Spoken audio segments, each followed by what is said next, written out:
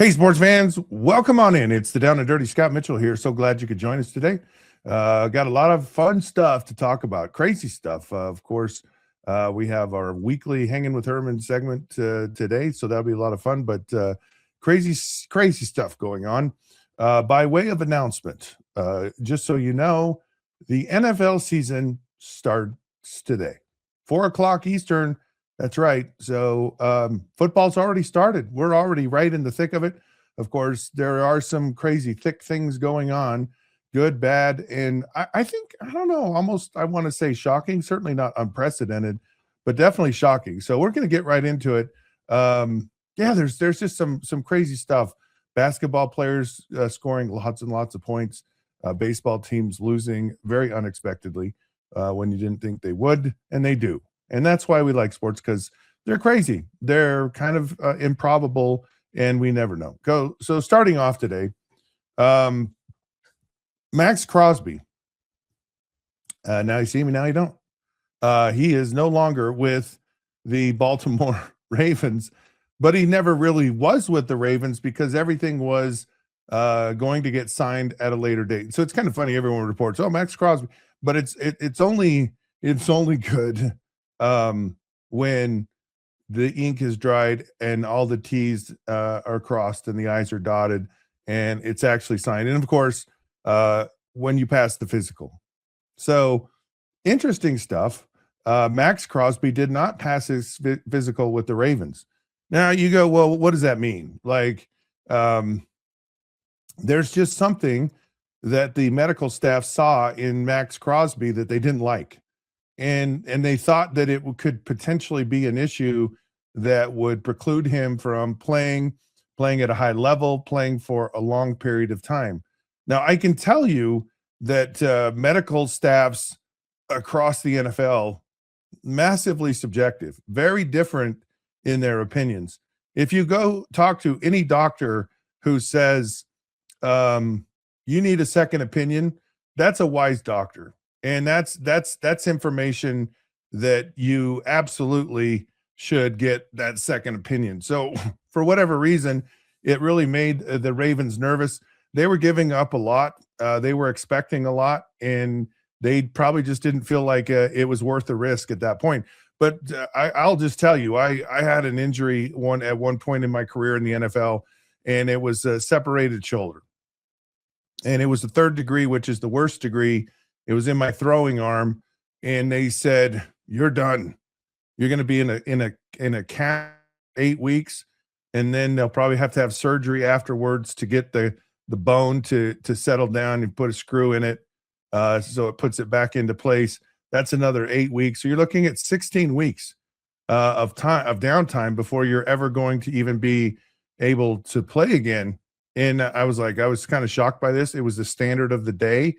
And then I got a phone call, and it was actually Dr. Young, who was the doctor for the New York Giants. Of course, he's with Miami Dolphin doctors. And they were doing what was the normal protocol of the day. Actually, it's Dr. Warren. George Young was the GM. Dr. Warren, and he said, "Look, go to New York. Here's the doctor, a hospital, special surgeries in New York City. Get a second opinion."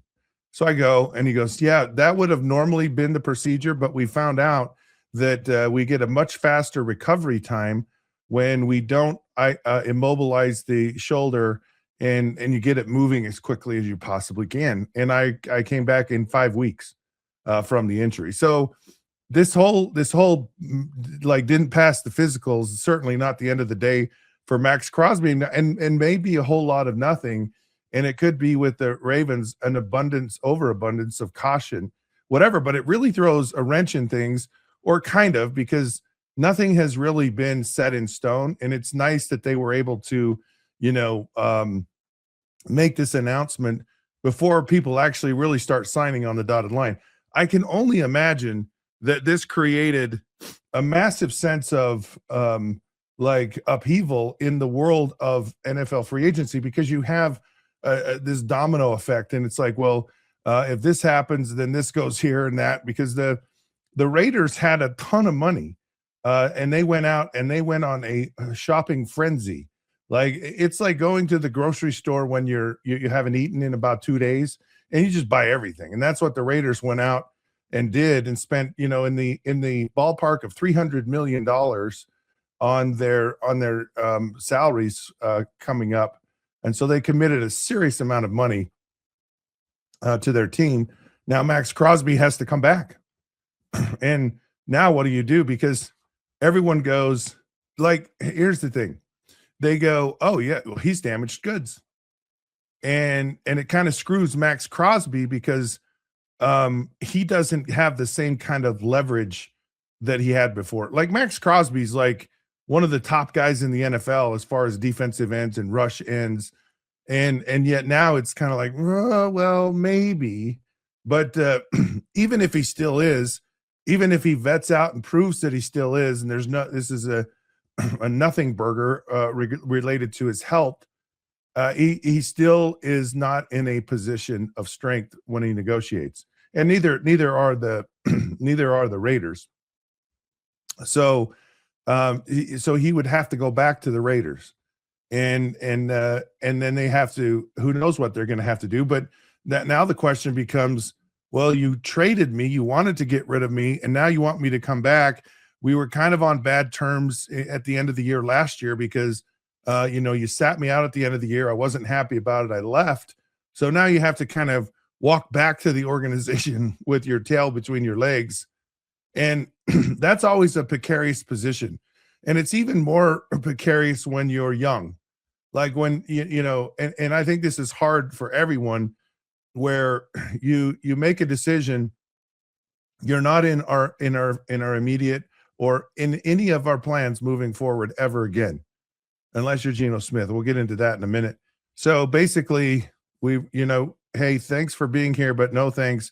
We're trading you and we're moving on. The business of the NFL. And then all of a sudden they go, no, well, scratch that. We love you. We want you to come back.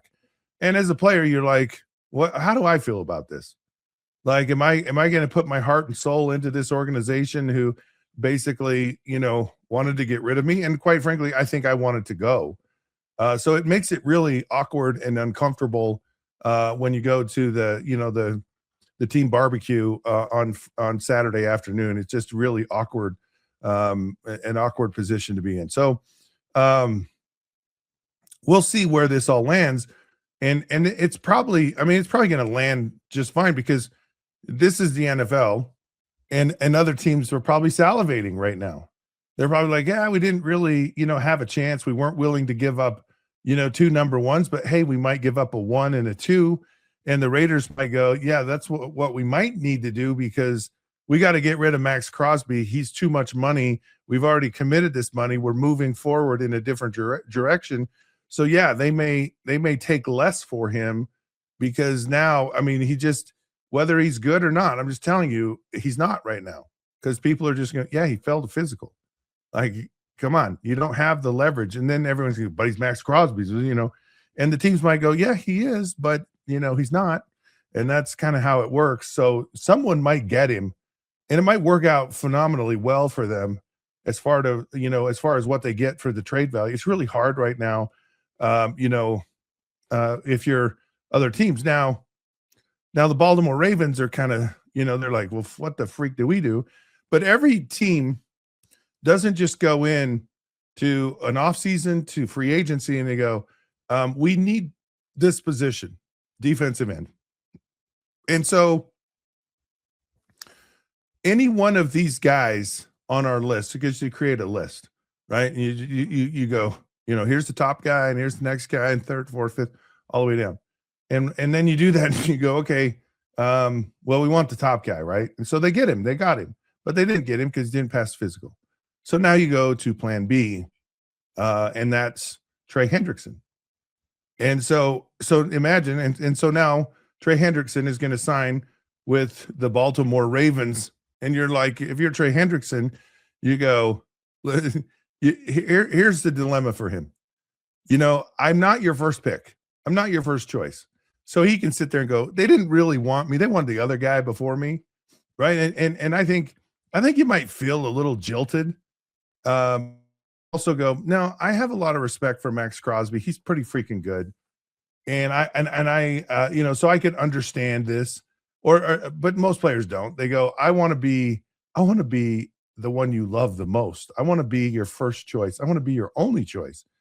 And in most situations, if you're Trey Hendrickson, you go, yeah, I'm gonna feel a little uneasy about this unless you play for the Cincinnati Bengals. And you go, Trey Hendrickson goes, I don't care if I was your fourth pick, your fifth choice, I don't even care if I was on the list and like you had 10 guys strike out. I'll take being number 2, 3 through whatever, anything to get out of playing for the Cincinnati Bengals. So it kind of feels weird on one side. It's because everyone knew, like, Maxx Crosby was the guy. He was their first choice. He was that, and now it's Trey Hendrickson. Now Trey Hendrickson, look, this guy's a player, and he's shown a tremendous amount of production over the last few years. Been more productive than Maxx Crosby. Of course, he was injured a little bit last year, and it's funny. It's like here you have Maxx Crosby, Trey Hendrickson. They're probably 1 and 2 as far as who's available in the free agency market. I mean, Trey Hendrickson was a huge prize in free agency this year, and it's funny that the Baltimore Ravens are getting 2 guys that ended the season on injured reserve, and yet they're still extremely productive. So fascinating thing with this kind of I guess didn't pass physical thing with Maxx Crosby, and there are ripple effects. There are things that certainly change for you moving forward. Other teams, have other interests and other options, and it just kind of trickles down from there. And so it begs the question, and I'm sure this is how it is in the NFL. You don't put all your eggs in one basket. You have multiple options because things get funny and get crazy. And this isn't unprecedented. There have been other situations where injuries have precluded some transaction from happening, but I can't say that it's the norm. I mean, this is certainly unusual, and it's certainly unusual for a player like Maxx Crosby. And there's just some organizations just go, we have a low pain threshold tolerance. We do not want to take any risk. We're adverse to anything. We want everything to be pristine and clean. And of course, you got new coach, new everybody there. So people want to make sure, maybe there's just an abundance of caution with what's happening there. Okay. More interesting things happening in the world of sports. And one of those is, Bam Adebayo. He had a historic night. I mean, historic, like we've been talking a little bit this week about Wilt Chamberlain, the fact that he scored 100 points in a game, and there was a side of you go, well, no one's going to get close to 100 points. And you're like, yeah, not so fast. And of course, I didn't realize that Kobe Bryant, and I'm sure I knew this. I'm sure I found out about it.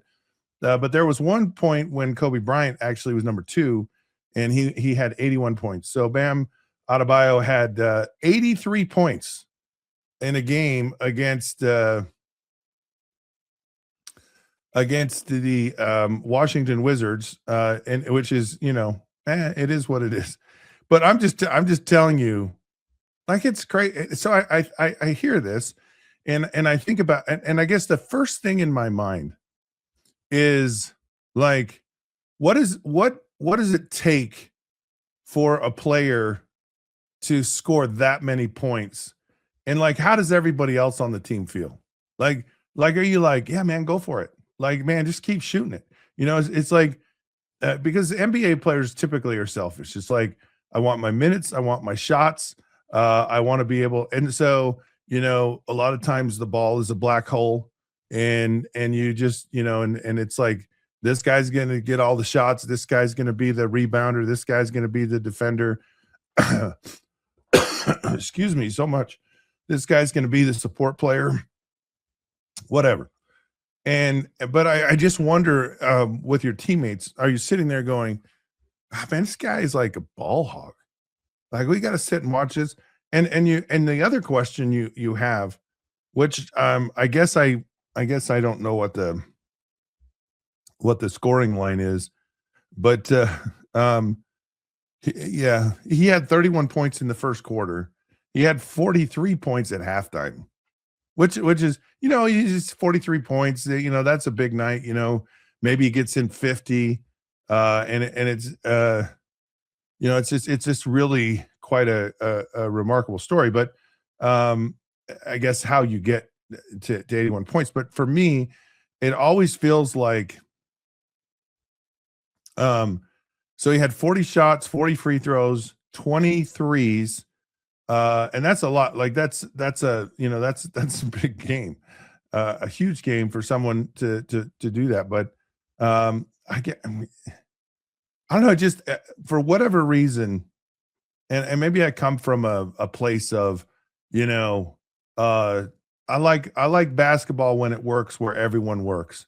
I like these teams like, OKC and the Indiana Pacers and the Denver Nuggets and the Celtics, even though Larry Bird, they're they just understood, how to beat the socks off you with all the players they had. And it wasn't one guy sucking all the air out of the room. Now, I think that's what helped Michael Jordan, is that early on he was sucking the air out of the room. I think it was the same thing with Kobe. And when they were able to play with, other players, now they had really good players, the other players. I mean Michael had, Scottie Pippen, but I can't say the rest of them were just really, really solid role players and played roles phenomenally. And so I like that. And so every time a player has a night like this, for me, my automatic response is, "That selfish son of a, basketball loving fool." And maybe I'm wrong on this, and maybe it's just like, dude, this is your night, and let's just go with it, because it doesn't happen very often, and we'll just kind of see where this goes. But then if it's all of a sudden a trend, and this guy's trying to score 80 every game, that becomes a challenging thing. And what I think happens is everyone just gets lost in the shuffle, and you're just kind of standing around. And I don't like that. And I like the way the NBA is training. I'm not saying that Bam's this kind of player. He's a very interesting, amazing story, but kudos to him. I mean, I don't want to downplay this. It sounds like I'm a down player on all of this, but I'm not. I mean, it's a remarkable thing, and it's remarkable. But still, Will Chamberlain, man. I mean, how do you not just go Will Chamberlain, 100 points, and and he was kind of a freak of his time. To me, he was an unstoppable player in the period of the NBA. But so it's truly, truly a remarkable thing. Okay, another headline. Sit down, everyone, for this one. The WNBA, and of course the women's CBA, have had rather long and arduous talks over, a new agreement, and they went nowhere. Well, it was 12. It was a 12-hour day. Said it headed in the right direction, but nothing was done. Now, work stoppages in any league are always fascinating to me. They're always fascinating, and you have both sides, and both sides are like, and I think it's like, we need to find a ground that we can be comfortable in, and we're not going to get everything, and you're going to try to get, at least there's something that you want. There's just one thing that you absolutely want. And from the other side, from the management side, it's the same type of thing. But it's also what you don't want, is to set precedents for future negotiation. So if you give and you cave on certain points, then you're going to have to that's going to be a starting point next time. And then next time becomes, what's our net, we just don't want to go in this domino effect where, because so these negotiations are not only for now, but they're also for out in the future. Now, normally, and it's about leverage, and so you have work stoppages because the players just say, "Wait, no, we're not caving on this. Like this is absolutely ridiculous. So we just won't work." And then the other side, they go, "Okay, fine, we'll just get other people, to come in and play." And then people get really mad about those other people, and they're like, "Man, you're a scab. You've crossed the line." All of these things, and it's just an ugly thing. I don't think in any work stoppage, whatever it might be, whatever league, it's never a good thing. Like nobody wins, and the people that probably are the most important to you, which are your fans, and maybe they're not. Well, they are, because the interest, the popularity, is one of those things that drives your league. And the popularity is like, we watch this, and because we watch this, people want to pay advertising dollars for it. So the advertisers are just like, we don't care. We don't care what your product is. All we care about is, do you have an audience? Are people interested? Do they pay attention? Do they engage you in the products that you sell? And the NFL is like, yeah. NBA is like, yeah, pretty much. And these other sports leagues, they certainly have their audience and their following. But the WNBA, I think, is a really tough situation. And it's tough because Caitlin Clark is the WNBA. A lot of people don't want to hear that, don't want to say that. And a lot of people really need to embrace that fact. Like, Caitlin Clark has to be on the forefront of people's minds. She moves the needle. She will continue to move the needle as long as she plays and develops and grows. And that's the interest. And so minimizing that, taking that away, nobody cares. Like, people it's been proven out. The WNBA has been around a long time, and it just hasn't ever caught on in a big way, in a way that I think, the players in the WNBA want to be respected. It just hasn't been there for whatever reason. Caitlin Clark has certainly moved the needle in the right direction. And it'll be an interesting thing to see that happen, because if they have a lockout, like, in my opinion, a lockout is the absolute worst thing for everyone. I mean, if you're in the league and you go, this is a league that needs a lot of attention, it needs a lot of push, and I believe there are players there that can push it. I believe it's the interest level of the WNBA has not been higher, but it's driven by Caitlin Clark, and so she's got to be in the discussion. But if the WNBA goes away, like they have a work stoppage, people are going to go, okay, fine. Like they're not going to be up in arms. There's not going to be, and it's going to be one of these side notes. It's like, oh yeah, they've been in a work stoppage for however many days. They came to an agreement. Like, this is a league, and I'm talking about both sides of this, that needs to play and needs to continue to really ratchet onto this newfound interest. And the newfound interest, without a doubt, is Caitlin Clark. So the players that don't like her, that want to freeze her out, which is the dumbest thing I've ever seen in my life, they really need to find a way to embrace that side. Don't cut off your nose to spite your face. Just don't do it. All right, we're gonna take a break. We come back. Speaking of taking advantage of the opportunity you have, the NFL is considering Thanksgiving Eve games. Yeah, crazy. And we'll talk a little Taylor Swift. So stick around. You don't want to miss it when the Down and Dirty returns.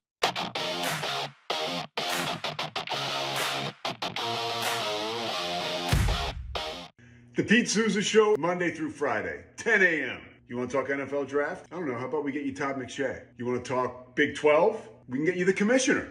Somebody about the Cowboys? How about we have on the owner, Stephen Jones? Pop culture? Michelle Beadle. I mean, we will bring on the people that you want to hear from. And these people don't join us because of me. They join us because of you. You got to watch this show, okay? It's got everything you need. Sports, hijinks, laughs. Did I mention hijinks? We'll see you on the Pete Souza Show. Now we are under the 365 Sports umbrella. Check it out. I'm wearing a Tulane shirt. No idea why. It's the Pete Souza Show. Sports, Pete.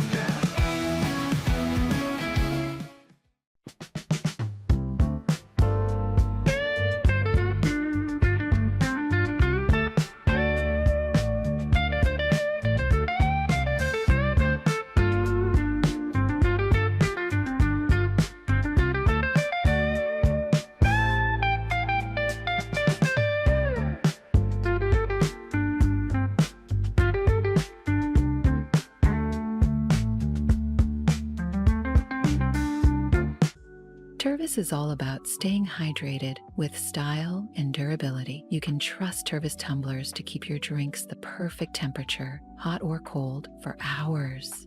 From the classic insulated tumblers to sleek stainless steel water bottles, each product is built to last and comes in endless designs to match your personality. Stay refreshed and express yourself with Tervis.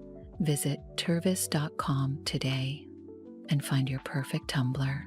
Sports don't stop, and neither do we. Welcome to 365 Sports, your home for real conversations, original shows, and coverage that lives where sports actually happen. Join David Smoke, Craig Smoke, and myself, Paul Catalina, for in-depth interviews and local stories to the moments national media misses. 365 Sports brings you the voices, debates, and perspectives fans care about every single day. Subscribe now on YouTube, search 365 Sports, and never miss a moment because sports aren't seasonal. They're 365.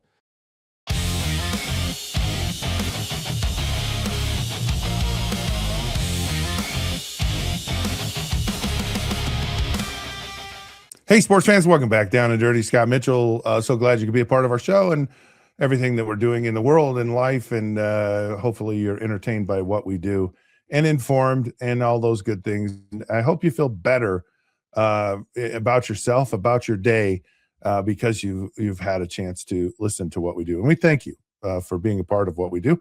Like and subscribe and all that fun stuff. Okay, listen. I found out in the break, and this is kind of funny. This just goes to show the competitive nature of like athletes, right? So Zach, of course, informed me. He said, "Man, that fourth quarter was about the most interesting thing you've ever seen." Because I didn't see the game with Bam scoring the 83 points. He said all of the Miami Heat were just passing the ball to him, and the Washington Wizards played better defense than they've played in probably 10 years. And so it's like, not on our watch, not on our, and they're, terrible team and all this stuff. But, when it's like, well, where's this effort? Where's this intensity? Where's this on a regular basis? But then all of a sudden they realize that he's going for it. Then they change their tune, which I think is kind of funny. And he still, he certainly didn't get 100 points, but he got 40 in the second half. So it's just kind of funny. Okay, here's something. Wow. I just don't know about this one. The NFL is actually exploring the potential of doing a game on the day before Thanksgiving or in the night. So it's a Thanksgiving Eve football game. Now, I can tell you that I don't think anyone in their right mind celebrates Thanksgiving Eve. I don't think it's even a thing. I know growing up, Thanksgiving was always a very fun holiday for me. I come from a very big family, and Thanksgiving was a big event. It was a big event. And so I love Thanksgiving. Love the whole aspect of it. It was just, it lasted all day long. It lasted into the afternoon. We actually drew names for Christmas gifts with all my cousins and aunts and uncles and all that stuff during the Thanksgiving. So it was a big deal. A lot of things were going on, a lot of things happening. Very fun. And of course, watching football games was a big part of it. Playing football out in the front yard or backyard of my grandparents' house, because that's where we always had Thanksgiving, was always a big part of it. And so I'm thinking of the day before Thanksgiving, because growing up, you're out of school. typically. At least I was, So, and it was that dead day, right? And so the NFL likes to pick up on those dead days. And I would actually, I think I would watch this. Well, I know I would watch. I think everyone in the right mind, the only people that don't want this are the players. I'm just telling you, like sports fans are like, heck yeah. I'll take the NFL on a Wednesday. I played several Thanksgiving games with the Detroit Lions, and they're hard games. They're hard games physically, but we certainly had a massive advantage. And it was fun. It was a great tradition. It was great to be a part of that tradition. But I will tell you, one of the most poignant things that really sticks out, the thing that sticks out in that game was none of the teams were at 100%.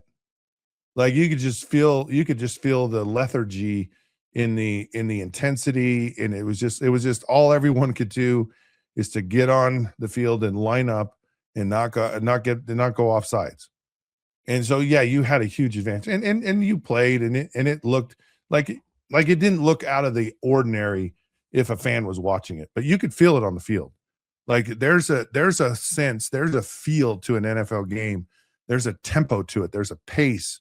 There's an energy, and that's just not there on Thursday. And I know a lot of players do not like Thursday games, but they want a lot more of them, and they do because they realize, like a team like Detroit, it was an advantage, or the Dallas Cowboys, where you're always in a home game during Thanksgiving. Now to go to Wednesday, to me, that's what I can't fathom. Like I can't, and I'm sure that the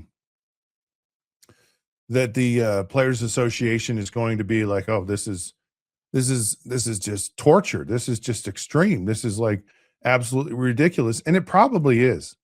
I mean, it's probably one of those things where, it's a tough thing. But I will tell you, the preparation leading up, because you play on Sunday, and then you're going to turn around and play on Wednesday. Boy, I just think that's so hard. I really do. I think they're going to get a lot of pushback from this. Now, if you're able to survive that, then you have almost like 2 weeks off. I mean, it's almost a legitimate bye week that really comes later in the season, right as you get into December, and it can be a huge advantage. The NFL, I mean, I would love to sit and see what they like. I just love to be in that meeting where they just think of, okay, what crazy thing can we do to expand our horizons, grow our brand, dominate the whole holiday scene, start having games at Christmas, which was kind of taboo. They're like, we don't care. We're way more popular than the NBA. What are you going to do about it? Like people are going to watch our game. And of course, having a lot of the market, where it's Black Friday, it's all this stuff, is just a way to grow. And now we're going to go over to Europe, and we just continue to find brands. But I would just love it's like, could we really get away with a game on Tuesday? And maybe you could, and maybe what you do is so, let's say you play on Sunday, and then the following week, your next game really isn't, it's on Monday, right? Instead of Sunday. So you have an extra day. Shoot, why not do Tuesday? Why not just say we're going to have NFL games throughout the season every single day of the week? Because there's going to be, if they do this, they will literally have games in a like almost a 9-day span. It's insane what the NFL is doing. Clearly popular, clearly amazing, but it's certainly wow. It's just insane what they're doing. Okay. Taylor Swift. Lover, hater. Again, it's one of those things. The NFL is like, Taylor Swift likes our game. Okay, well, we'll figure out how to pimp, Taylor Swift into giving us more likes and more interest, and we'll certainly utilize the fact that she comes to games. We'll show her on the screen, and you know what, Taylor Swift, whether it's all natural, meaning she's just having an exciting moment, or if she's like posing for the cameras, it seems authentic. She seems to be like genuinely interested in football. It's like it's something she found. I imagine that it's so far removed from her normal life as an entertainer, a world famous entertainer, that it's probably one of those. Man, this is such a cool release. It's like, so you're really popular and you sing a lot of songs. What do you do in your downtime? She goes, I'm into the NFL. I love it. Like my fiance is like a player, and I go to all the games. I've been to the Super Bowl. It's like amazing. I go to practice and hang out, and I actually know what a first down means, and I understand the strategy behind everything, and like I got into it, and I'll bet it's an awesome thing to kind of divert yourself from the. I don't want to say that life is pressure, but it can be consuming, and to kind of have that release or that outlet, which is very unlikely to be an NFL fan if you're a superstar. The crossover, and again, I don't know if it's by design, but it certainly seems that there's a massive crossover between the sports world and the entertainment world. I mean, it seems like every player now is married to some singer, some actress, something kind of thing. And it could be because the players have a lot of money these days. And they're like, yeah, back in the day when you guys were making, the acting world, that world was like, yeah, you guys. But now they go, no, you're kind of on par with us. So we like you and we'll marry you and we'll do all those fun things. But it feels like there's some and I'm not saying that they marry each other for money, because they all have money, I think. I read a very tragic story about Kathy Ireland. She's 1980s Sports Illustrated, and apparently had a ton of money, but she doesn't now, which is a far too often. People, for whatever reason, have a lot of money. There's a decent number that lose it, and it's sad. It's a very sad thing. But Taylor Swift.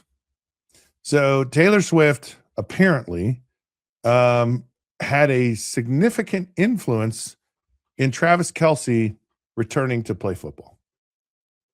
I think this is fascinating. And I think, there's a lot of people out there in the world that go, oh man, they don't like that Taylor Swift gets attention. They're kind of put off by it. They're like, stay in your lane, kind of thing, and whatever, right? But it feels like to me the Taylor Swift Travis Kelce relationship is real. Like it feels like it's a real thing. And I don't know. Like I don't know either one of them. I can tell you I've been to a Taylor Swift concert. My youngest daughter, on her birthday, and I wasn't like, it wasn't cringy. Like, and I actually like Taylor Swift. I like a lot of music, so don't judge me. But I do like Taylor Swift's music. I do. But it just feels like their relationship is a genuine thing. And I have to believe that having kind of that support from your significant other is probably a very genuine thing. And she's like, listen, Travis, this is my thing. Like, so don't be giving, like, I don't care if you can't play anymore. You're playing. I'm not going to have you around the house all the time being bored, and you go and you play well. I need something to do on Sundays.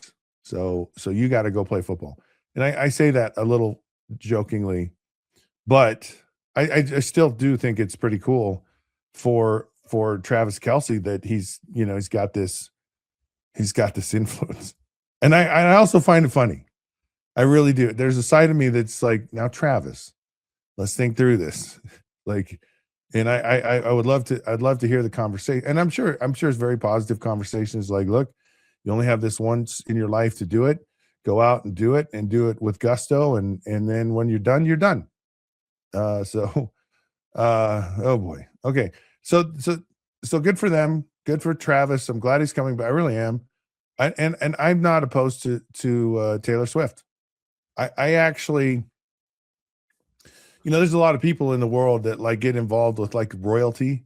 They get the royal watch and they want to know all the things that are going on.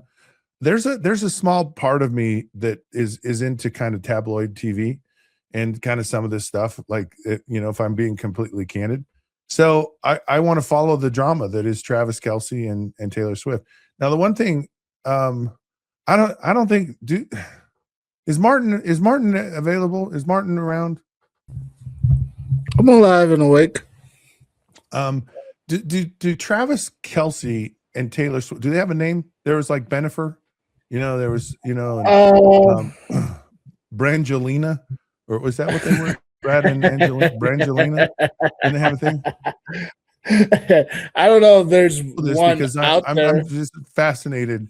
I want him to show more Taylor Swift on television. I'm just telling you, I do. I want to see more when she's at the games. I want to see more Taylor Swift, and I know there's so many fans out there rolling their eyes, throwing bricks at their TV, cursing out my name for blaspheming, sports and what have you. But How dare you? Does Travis and Taylor have a name, a combined name? Has anyone? I have not heard of one. And why not? I mean, why have we not done this as a society? Why have we not melted their names together with all the creative genius that is out there in the world?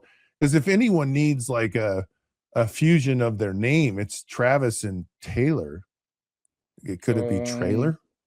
Maybe it's Trailer.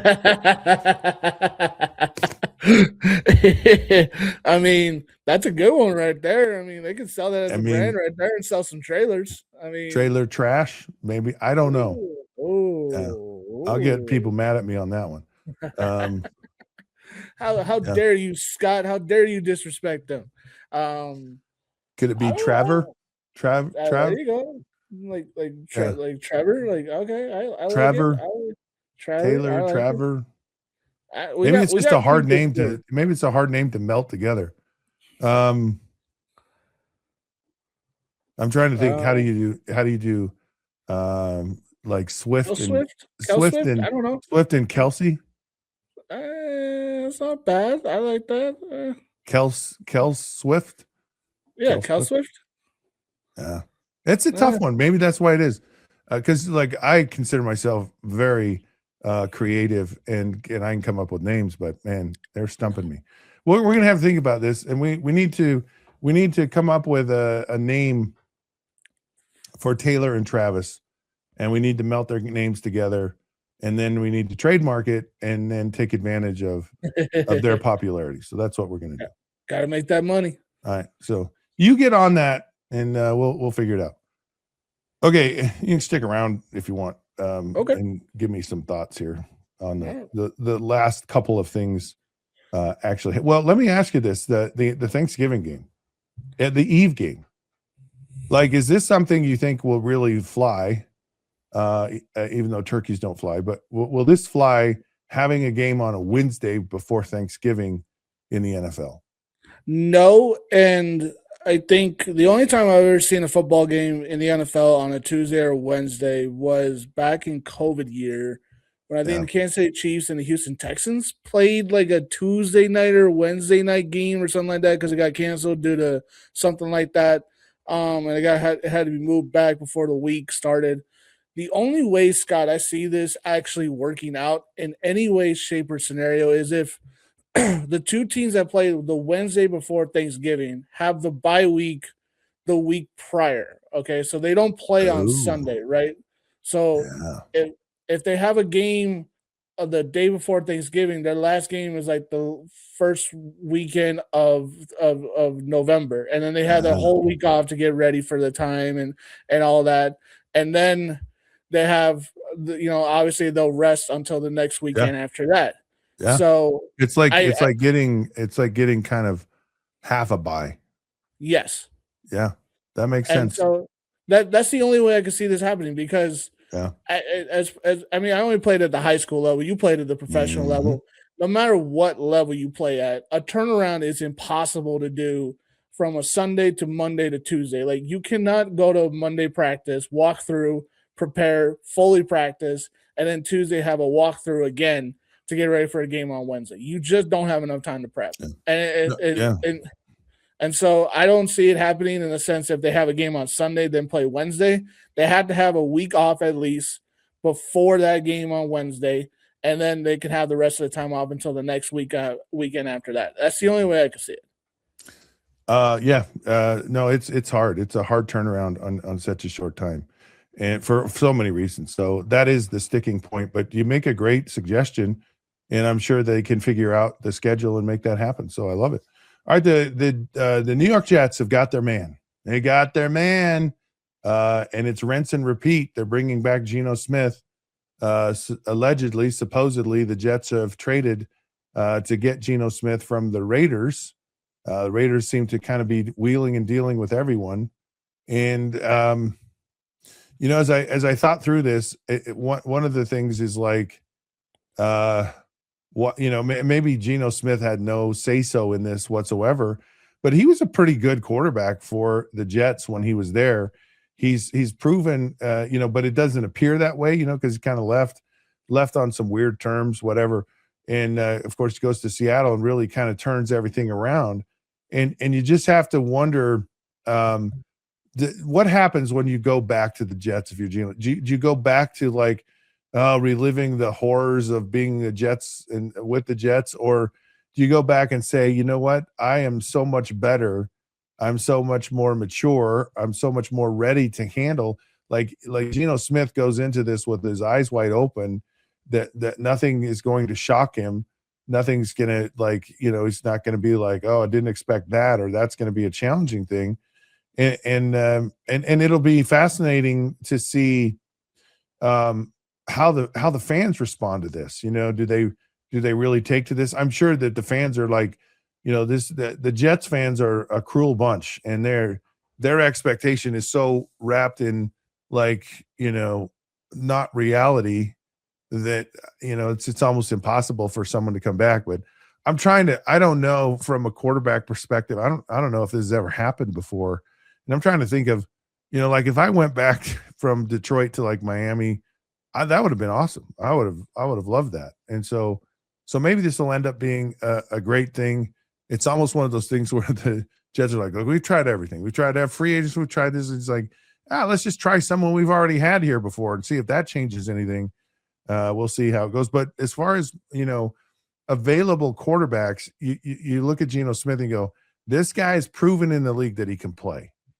And some of these other guys, like Justin Fields, it was questionable whether he could actually play in the NFL. But Geno Smith now what version do you get of Geno Smith, and what does he have around him? Because they have some talent in New York, and this could very possibly end up being a very good thing.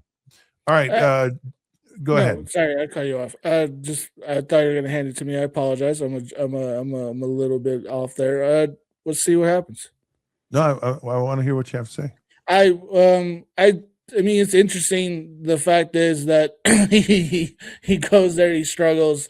He's supposedly the savior of the Jets. It doesn't work out, and then they draft Sam Darnold to replace him. He goes to Seattle. He has some few good years there. I mean, Seattle with that offense, with Kenneth Walker, with Zach Charbonnet, with, at that time, DK Metcalf, before he fell off a little bit, was a fun offense to watch, and then obviously the Raiders, they were just a mess. They thought Pete Carroll would be him and that relationship would work in another place. It did not work.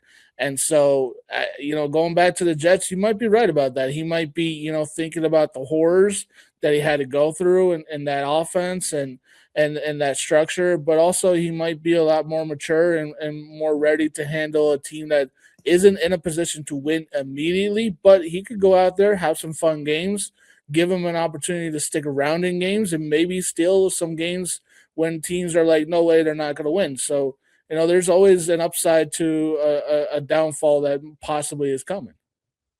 Yeah. You talk about Pete Carroll. It's like they want Pete Carroll, but they don't realize that there were a whole lot of other parts in Seattle that made Pete Carroll successful there. And so if you don't have the parts, hard to win anywhere. And I was just telling you, I kind of like Geno Smith actually to the Jets. I know it's weird. I know it's a retread, but it might be the craziest move that turns out to be the smartest one that the Jets have done in a long time. All right, we're going to take a break. We come back. We've got, I guess Martin has a game for me to play. Not even going to tell you what it is. You can play along at home, and we'll see what happens when the Down and Dirty returns.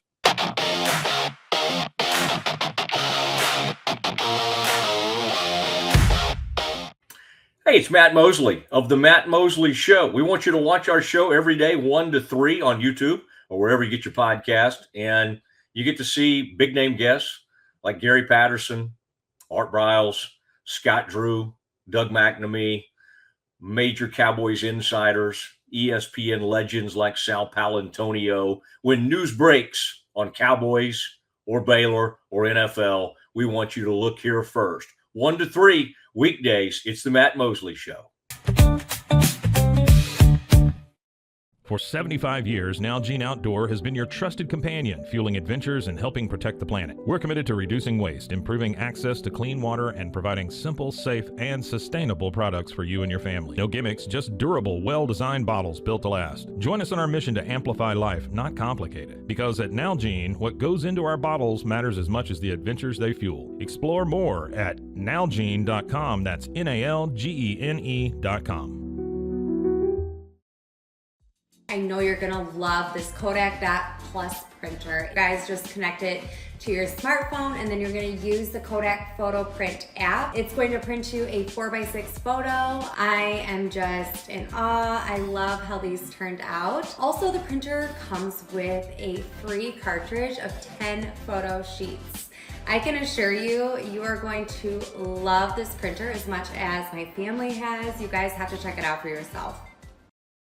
Hey, it's Zach Gelb. We're talking NFL and college football. Plus, we have some of the biggest interviews in sports media. You got to check out the Zach Gelb Show right here on 365 Sports, weekdays, 2 to 4 p.m. Eastern, 1 to 3 p.m. Central. And make sure you subscribe to my channel, youtube.com/@ZachGelbShow.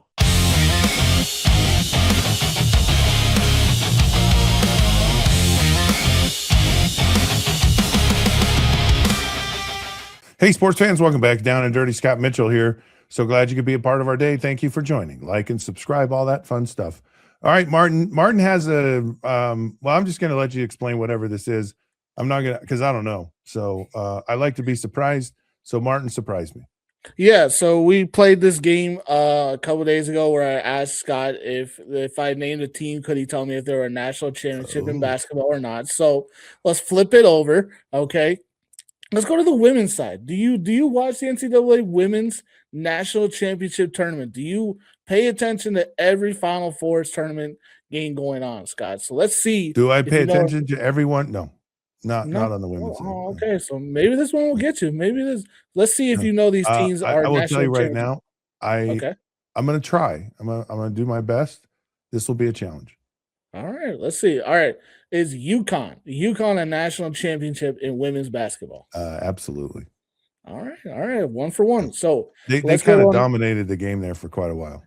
Yeah, they did. They won 5 straight in a row, I believe it was 5 straight, and like 3 seasons where those were undefeated. And they were a powerhouse team back in the day. How about Baylor?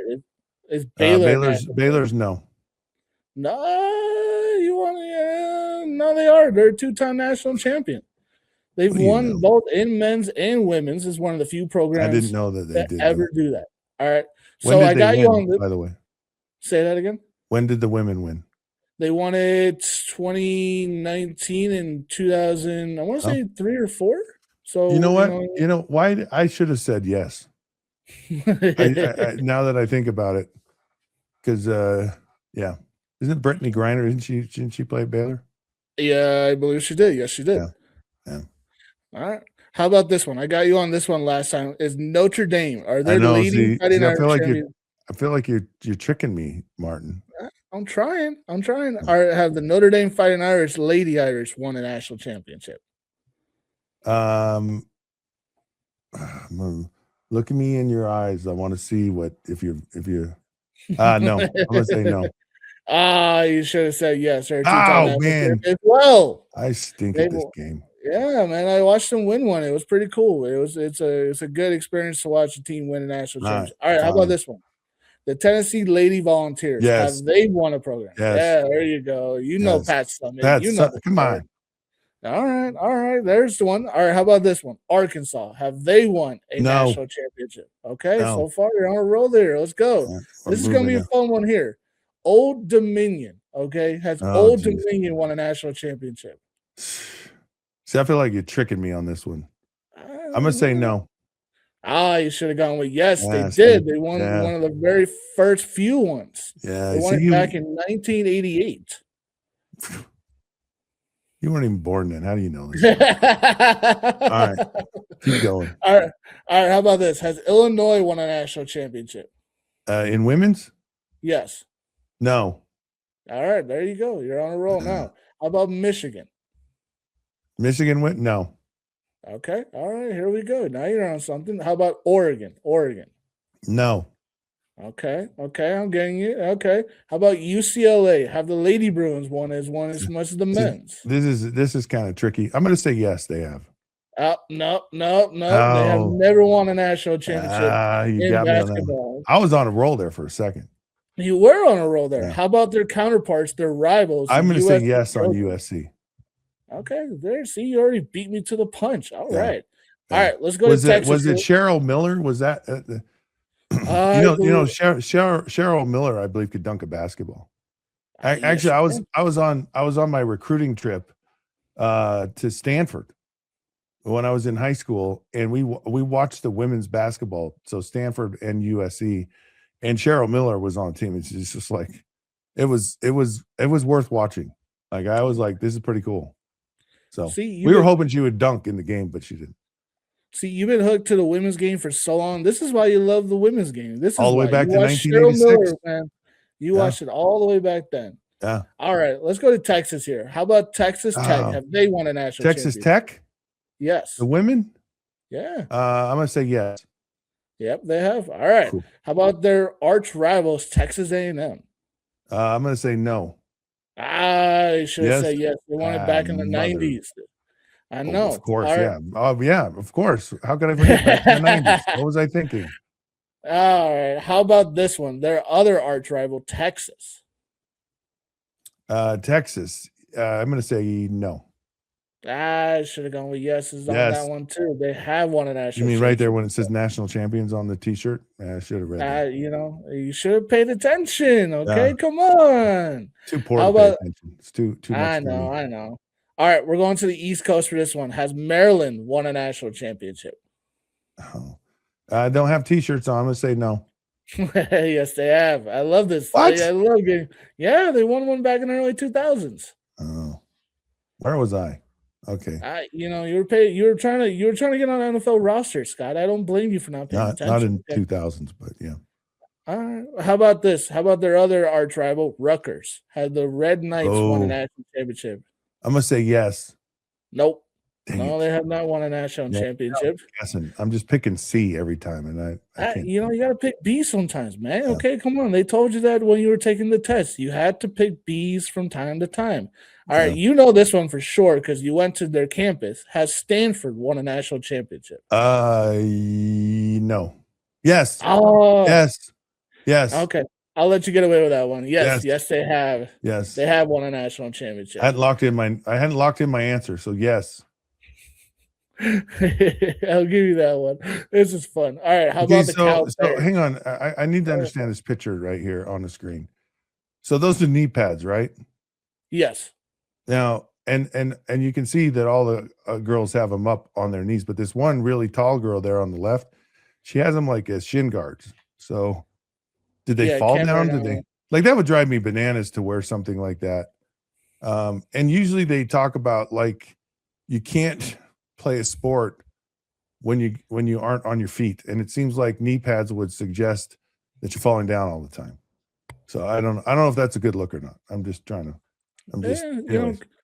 Cameron Brink, that's the tall girl right there. She's still wearing them like that in the WNBA as well. Yeah. So she hasn't really changed her style. Oh, too good for much her. there. Works Yeah. for her. So, all right. How about Clemson? Have they won a national championship? Well, I need to see that. Yes. Look at them.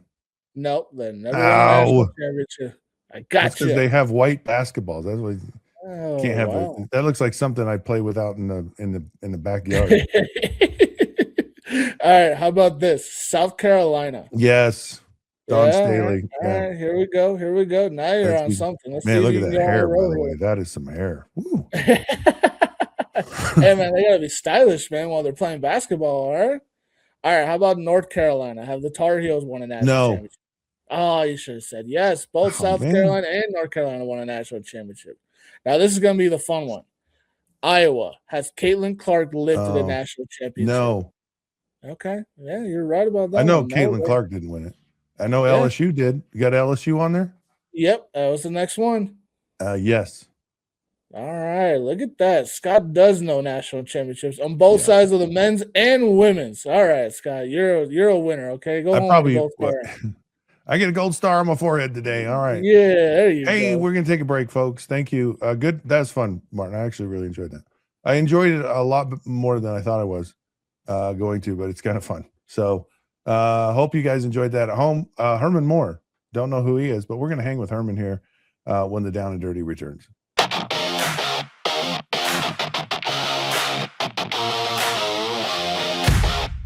Hi, my name is Mike Lacey.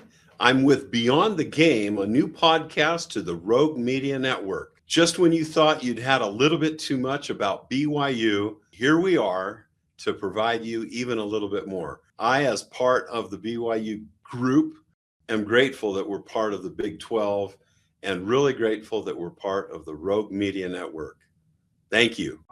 Circulon C1 Series Clad with Scratch Defense Non-Stick. The luxury and confidence of premium clad stainless steel meets Scratch Defense Extreme Non-Stick that won't scratch, ever. With an ultra-thick aluminum core for high-performance heating. Maximize cooking, minimize cleaning. Discover the unmatched durability and elegance of clad stainless steel. Scratch-free, worry-free, forever.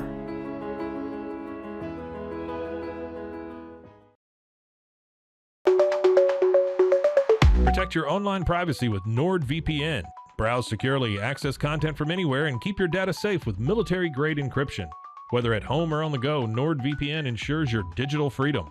Stay secure. Download NordVPN today at nordvpn.com. That's NORDVPN.com.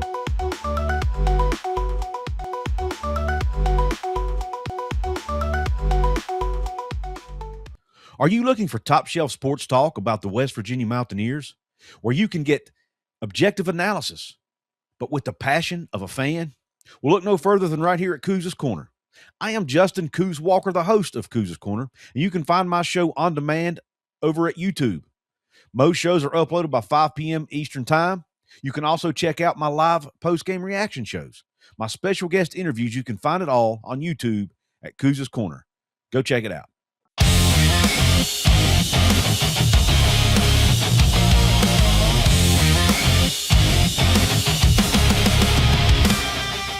Hey, sports fans, welcome back. It's Down and Dirty. Boy, we have some hot headlines, and we got to talk about them because they're literally, as we speak, happening. So we certainly want to dwell on them because that's what we like to do, is dwell on the present and the things that matter. So thanks for joining us. Thanks for being here. Some hot headlines. I'm going to start with this one. Gene Simmons, of course, he's one of the front men for the very successful band Kiss. He also had a reality TV show that was kind of interesting to watch.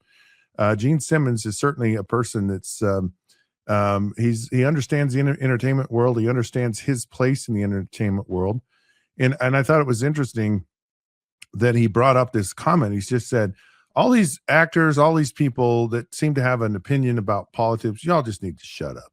And he said, shut the blah blah blah blah up. He said, just stay in your lane, do your art, do your thing. That's what people pay for. That's what they want. And I agree with him. So athletes be athletes, actors be actors, singers be singers, politicians, we just need to flush down the toilet, and we're all good. So we'll leave it at that. All right, there you go. There's Gene Simmons and my hot take on him. And I agree with him. I actually do. I don't, and I try for the most part, to get out of politics in sports. And my, he goes, what I believe and how I feel and who I vote for is my personal choice, and I don't think it's any of your darn business. So there you have it. I agree with that. So just mind your business, mind your P's and Q's, vote for your conscience, but vote.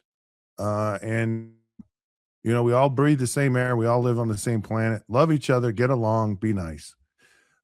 Speaking of not being nice, Iran, which is, and I'm not getting political here, Iran won't be competing in the World Cup. Actually, they can't compete. Why can't they compete? Is Martin there? Is Martin with me? Martin. I'm here. Why can't Iran compete in the world? And by the say, I'm very sad to hear this. Like, Yeah. It just, I love the World Cup. I think it's an amazing event. It's here in the United States, and it's unfortunate that they cannot compete. I'm just curious why. So it's due to what's obviously going on.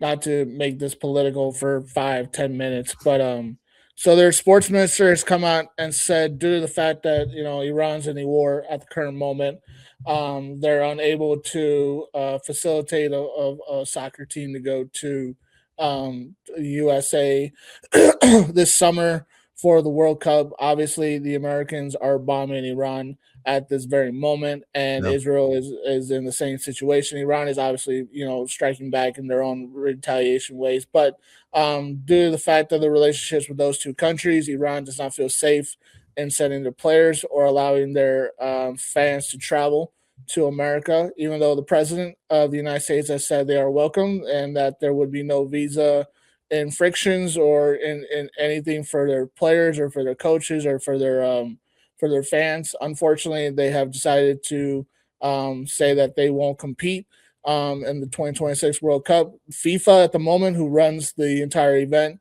is working on a situation to where they could find a replacement team.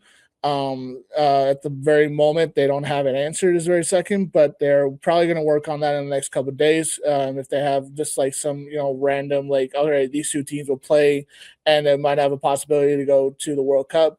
But at the very moment, as the current Iran wars is inactive, Iran is pulling out of the 2026 World Cup competition this summer.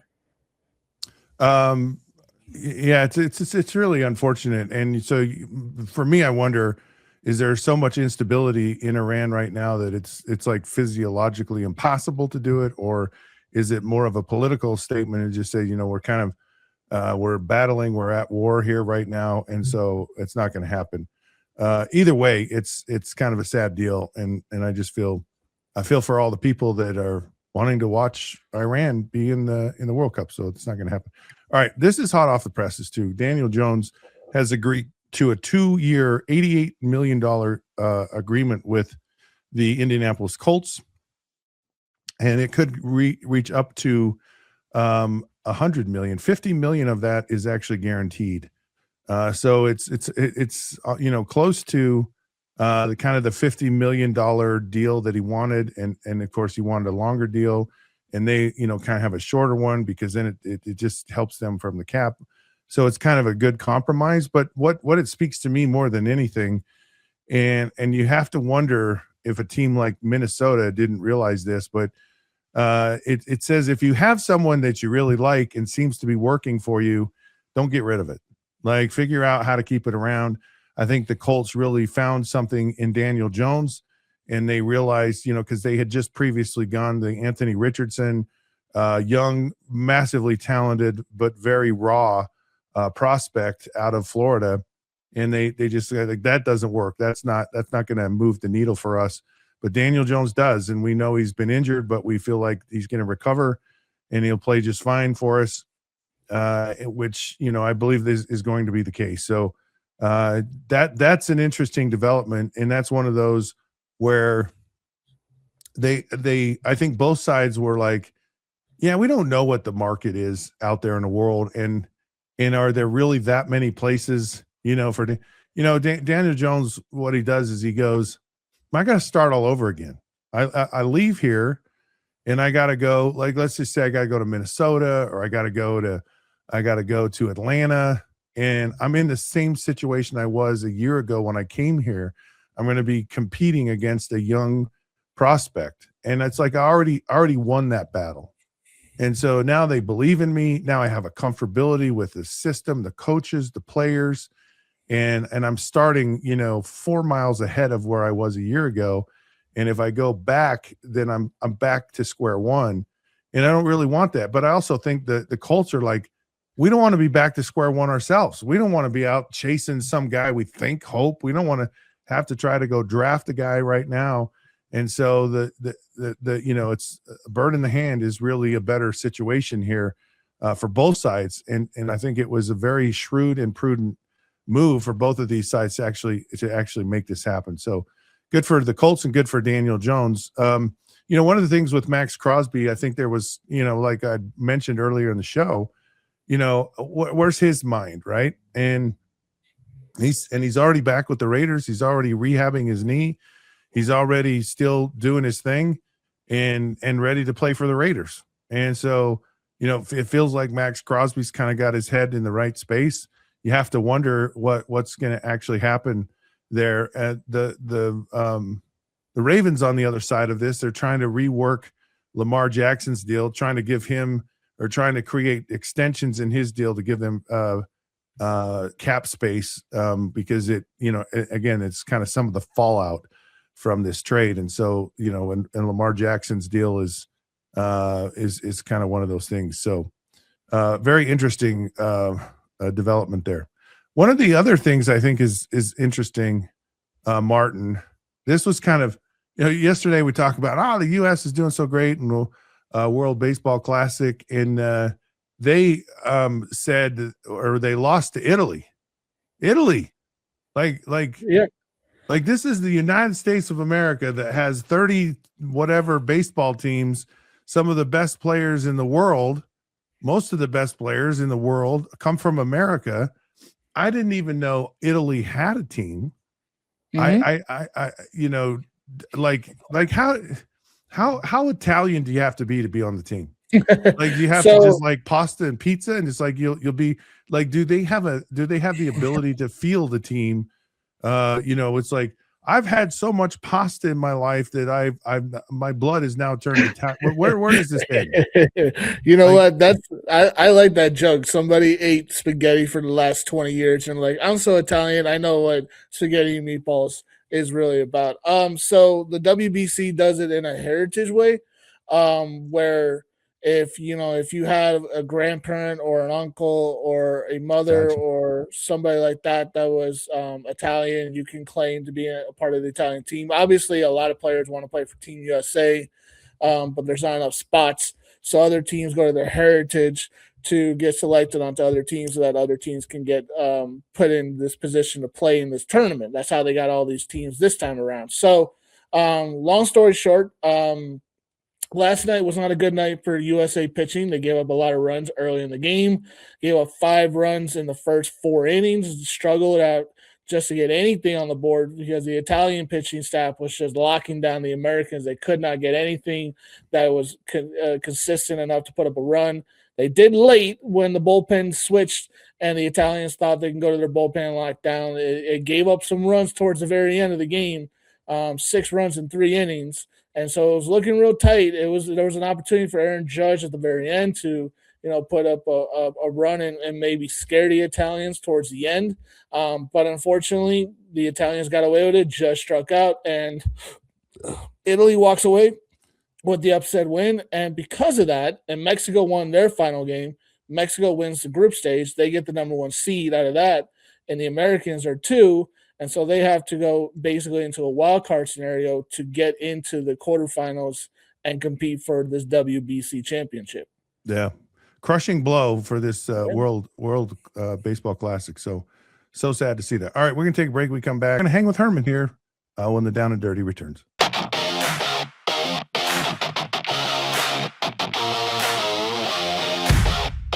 If you want a Boston sports show that's going to insult you as a fan and only cares about getting back at their old hosts or who Bill Belichick is dating, then keep tuning your radio. But if you want a sports show that's wicked good, wicked smart, wicked passionate, then you need the Wicked Boston Show with me, Cam Stewart. It is the only Boston sports talk show that is by the fans and for the fans. One voice in this city where the only BS is Boston sports. The Wicked Boston Show.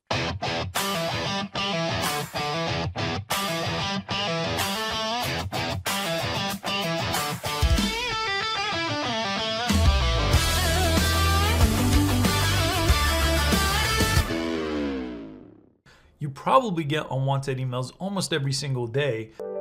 Overwhelmed by your inbox? Clean Email is here to help.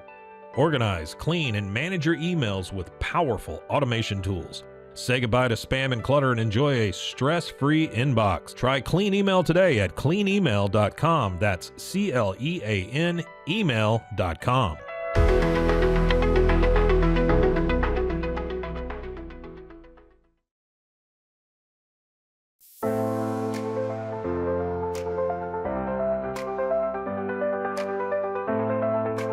Get paid faster with Bill, the easiest way to send, receive, and manage your payments. No more delays, no more hassle. Whether you're a freelancer or a business, Bill makes payments seamless and secure, simple, fast, and reliable. Sign up today at Bill.com.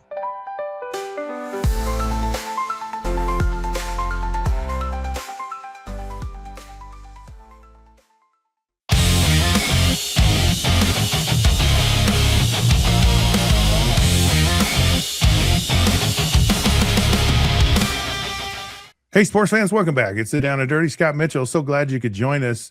Oh, we always have fun on the program, and now is one of those even extra funner moments. By the way, if anyone forgot, a monumental day here in the world of sports. It's the beginning of the NFL football season. Starts at 4 o'clock this afternoon. So I know everyone who's been waiting for the offseason to get over, it's over. Officially, the NFL season starts today, so we can be all excited about that. And, of course, what doesn't get us more excited than to talk football with football players, because that's what we like to do. We have the legendary NFL Detroit Lion wide receiver Herman Moore joining the show right now. Herman was so excited to be here. He couldn't wait to get home, so he joined us from his car. So he's in his car at an undisclosed location. We can't give out the real location because it's a secret of national importance. Herman has been out scouring whatever for whomever, and we don't know, and we can't ask, we can't find that information out. But we do know this: he is joining us today. Herman, welcome to the show. How are you today? Hey, I'm good, Scott. You can let everyone know. Look, man, I'm at the Area 51, man. I'm out just hanging out. I'm looking over the fence. I'm trying to see all these new drones and vehicles and all this other alien technology. That's all. There's never a dull day in my life. See, I would be fascinated to literally go to Area 51. Like I'd want to know. And it was actually one of the questions that I want to ask you today. Like, of all the mysterious things that happen in our world, is there one that you wish you had the answer to? Like, who really shot JFK, and did OJ really do it? Is there one of the mysteries of our world that you would one over all of them that you'd like to know the answer? Absolutely. I'm a big into space exploration. So really understanding whether or not as expansive and as vast as our galaxy is and the universe is, which is a fact, right? It's like, are we really truly alone? It's just, when you think about the billions of galaxies, and we think about the stars, and we think about just the planets that are out there that we discover that are million light years away or whatever it may be, it's just crazy, man. Like the more and more we learn as the world continues to evolve and technology gets greater and collaboration amongst minds get a little bit bigger and a little bit, like I said, more collaborative. It's amazing. Like I love watching that stuff. I love watching the history we don't know about, when the ancient series, when you go look at civilizations and things of that nature, because we only know what we know in our present time, but our life, you think about an individual's life as it relates to the scale of time and evolution of culture and people. it's not even, it doesn't even really register. So there's so much history we don't know about, the existence of where we are. I mean, it can get deep with it, but that's my pastime. So when I'm not doing the football stuff, not doing the sports stuff, I like to just challenge those things and learn a little bit more. So yeah, you went into deep space on me. I did not anticipate that answer at all. I thought it was going to be something simple and something one of our pop culture moments in our history. But yeah, you went out into deep space, and now that you bring that up, I'm trying to think in my mind. It's like, yeah, I think I'd kind of want to see what it was like on the earth with the dinosaurs around. What how did that really work, and how did they interact, and what would there have been space for everyone, or would you be running around all the time for your life trying to run away from all of these dinosaurs? And so I think I didn't think about space. That you kind of got me on that one, but yeah, interesting. Okay, you know who Gene Simmons is, right? He's Gene Simmons. Yeah, Gene Simmons, right? Yeah, that's my era. Like, back in the 80s. Yeah, 70s and 80s. Yeah. Did you like Kiss? Were you a Kiss fan? I wasn't, but my friends, I came from a school. It was a very diverse school, but everything from all the different genres of music. But Kiss was a big one. Yeah, so yeah, everybody knows Gene Simmons. Yeah, everyone knows the different members, right? Right. So Gene Simmons recently came out, and he just told, look, he said, all you actors and artists and everything, just shut up about politics. Like, just stay in your lane, do your thing, do your art. No one wants to hear from you. What say ye about this? Do we need, as athletes, do we have a voice? Do we have enough information to speak intelligently? What are you, and were you actually, as a player, how do you feel about that? Should you just do your job and do what people are interested in, or should you expand your horizons and share your voice in other ways? Well, here's the issues I have. If you're in the political realm and that's your background, like, I think we all should be, in some form or fashion, we should know about our politics. We should know about the status of our country, the leadership, and things of that nature. It's important. That's a responsible person. We may feel at times that there's not a whole lot we can do about it. And, everyone goes, hey, you got to vote. You got to go to the ballot. We already know that the system's broken. It doesn't matter as much as we thought in a lot of realms of things, right? But it's platform specific. Like, you got to know when it's timed properly to do it. If it's self-serving, is it done to be disruptive just for the sake of being disruptive, or are you doing that and then there's a follow-up that happens after that? I hate the ones when they just go out and they make a statement and then they disappear, right? And then they leverage a platform where others are coming that, it wasn't a platform and it wasn't a place or time for it, and they're using that to be self-serving versus, put your own rally together, put your own symposium together, and these different efforts. We've seen people collaborate like everyone else versus just basically going out and just making a statement, then you disappear, or you go into your own your space. Now, that I disagree with. I think if you got something to say, be about it all the time. And then if you're going to be about it, stay out there about it, organize it properly, and then do it at the right place where the audience is there in support and or adversarial about it, but you have the right forum, right? So that's what I would say about it. But I don't have a problem with people exercising rights. I don't have a problem with people saying what they say, but I think, when they still use that as their right to say it on other platforms, I think sometimes it's ill-timed, and I think it's it's more selfish. Yeah. It's an interesting debate because you look through kind of history, you look at someone like Muhammad Ali, who really stood, and he, to your point, he was like, it wasn't just a comment I stand behind, and I really believe in my cause and my feelings, and I'm very authentic about this. And then you have someone like Michael Jordan, who had the biggest platform in the world. He's like, man, you're not going to know what I think. I'm just a basketball. I focus on my brand, my thing. And I think as someone who watches sports, it's like, if I'm watching you in your sports arena, I want to see the sports side of it. So if you have another aspect of your personality, it's like you want to talk politics, you want to talk other things. Just show me where to go to see that, and I'll go or I won't. But when I tune in to watch you do your sport, I just want to see that, or your music, or any of that stuff, and I get turned off by the crossover, as you said, even the self-promotion side of things. I think it's just disingenuous. It turns me off. So that's kind of where I am. Right. Well, think about it too on this sense, Scott. Like, you'll see us go on and we'll leverage, we'll talk, we'll put up pictures about our vacation. We'll spend time about our series, our shows, and all those things. But then we'll make those statements, then we pop out. It's like, that's when you know it's not genuine. Right. Yeah. You have the platform. If you're going to be about it, be about it. Be on there all the time about it. Be there, show your passion about it through and through, but just don't get up there and just make a quick statement and exit. Yeah. Maxx Crosby, doesn't pass his physical, and which is, I guess, a little bit shocking.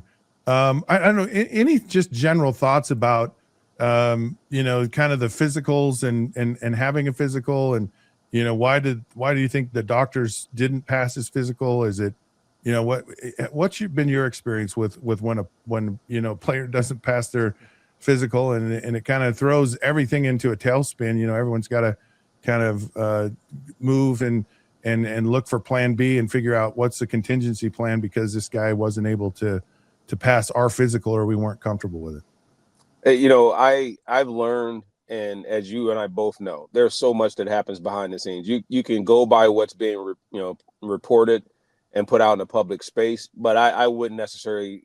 Only people that are going to know the truth are the people who know the truth, and anything outside of that, it could be a wide range. And we can think sometimes that the most ludicrous and the most obscure things that might be said, like, for instance, maybe a team just didn't want him to pass because they had a change of mind, and then they wanted to make sure that was their exit. Like, it could be a wide range. It could be that there was something else that was discussed behind the scenes because, hey, we've changed. Everyone's changed their mind. He's changed his mind. Both teams have changed their mind. So now they have to have some type of a scenario that is feasible and plausible that happens. And I can go on and on and on, or it could just be simply he didn't pass the physical. Right. But all of those are plausible because we know how it works. Yeah. And so I go, it is what it is. These teams have to go back, as you mentioned, to the drawing board and figure out where they go from here based on whatever their reasonings are for each of these things that have unfolded.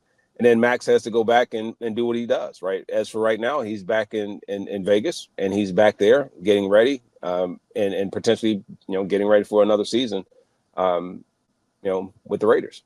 Yeah, you have to wonder, because Maxx Crosby's kind of a lightning rod, right? He kind of goes to the beat of his own drum, a little bit unconventional, and you don't know what that's really like. And there was a case with Charles Haley, right? And Charles Haley was in San Francisco, and they all said in San Francisco, this guy's certifiable, like he's nuts, and like he did some like pretty disgusting, gross things to people, and when he was there. And so, so the 49ers like, this guy is weird. He's like, we want to get rid of him. And he was an incredible player.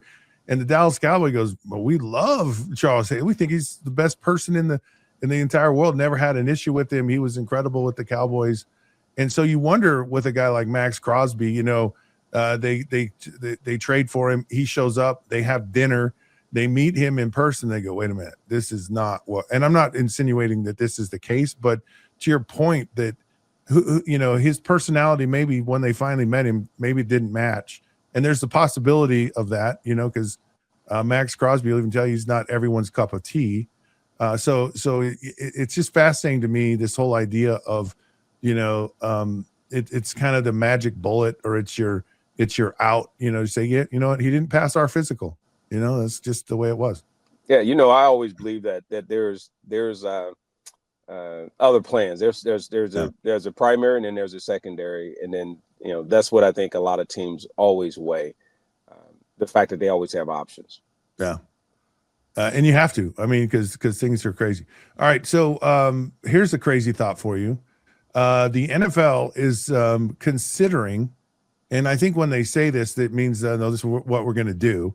The NFL is considering actually having a football game on Thanksgiving Eve. So they would have a game on Wednesday, and of course they have their games on Thursday, and and I know those games well, the traditional Thursday game.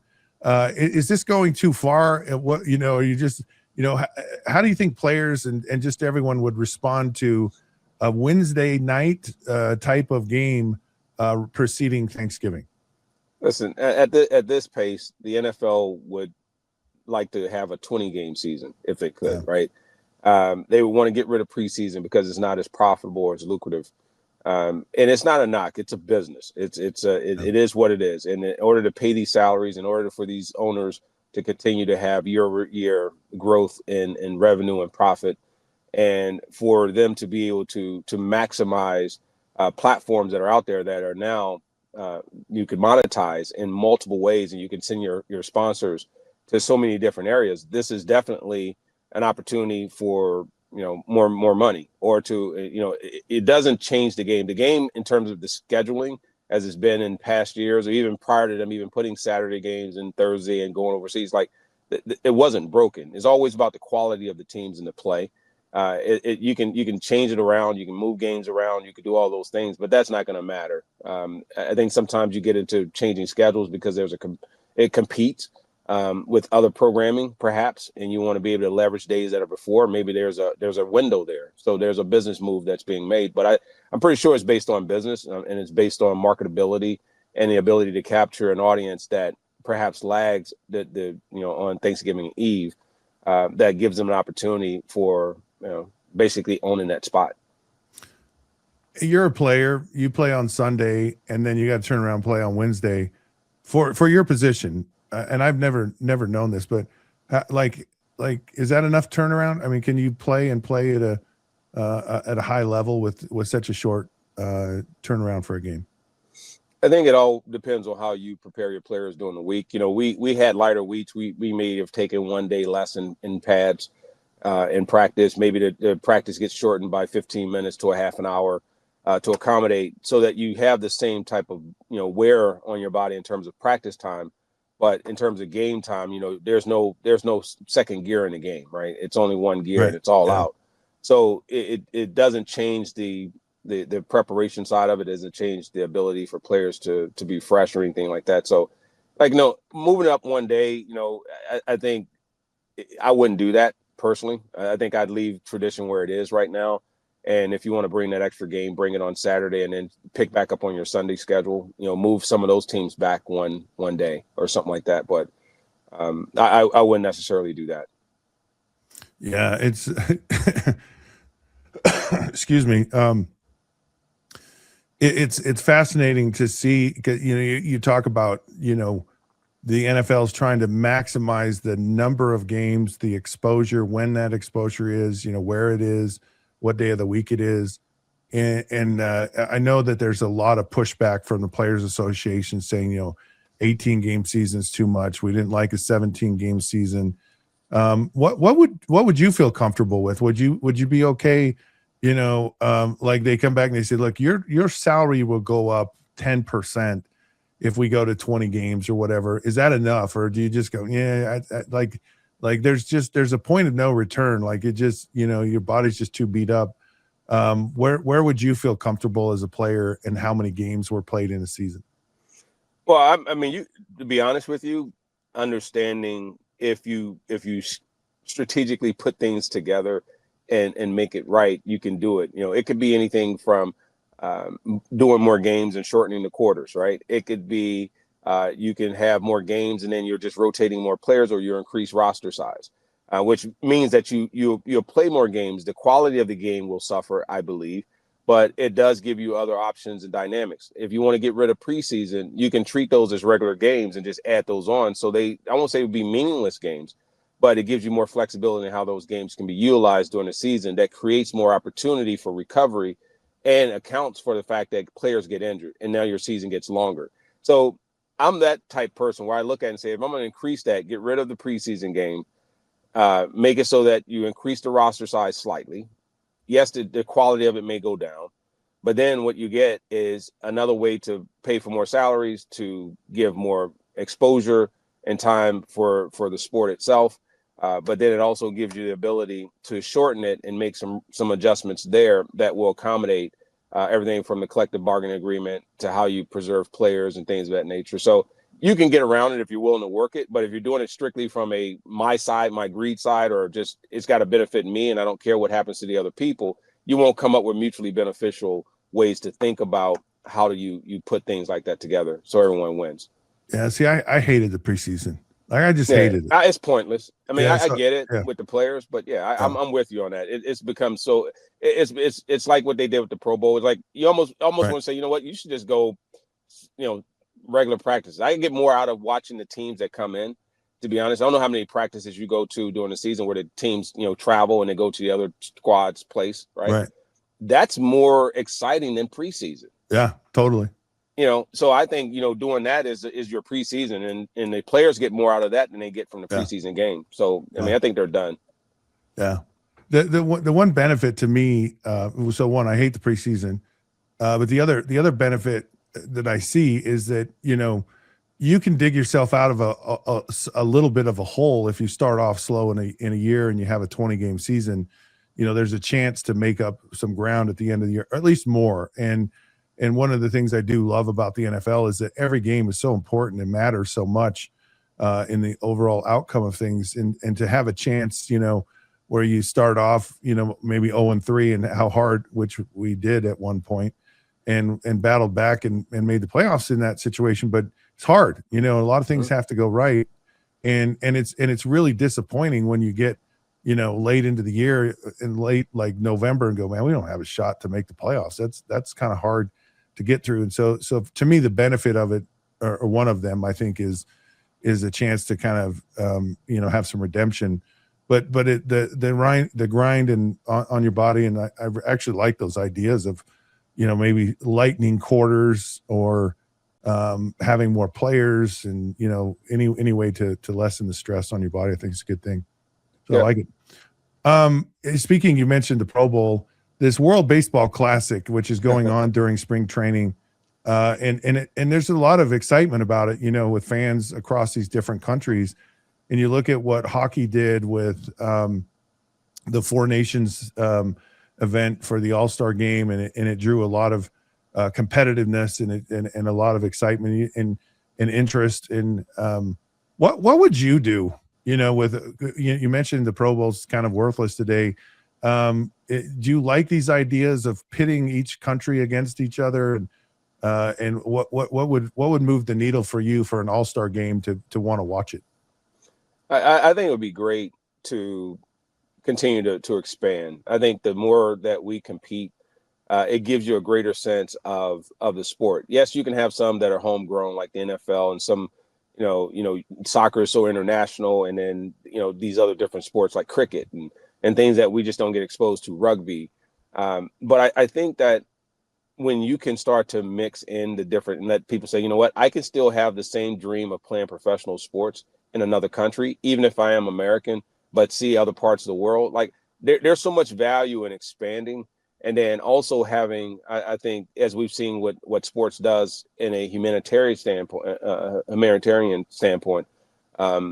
it allows us to really come together as one, and it breaks down a lot of barriers and things that we've seen. So I think the more we can mix that, I think it actually helps the world, culturally. And I think, just having the expression and experience of seeing other places, that's what I like about it.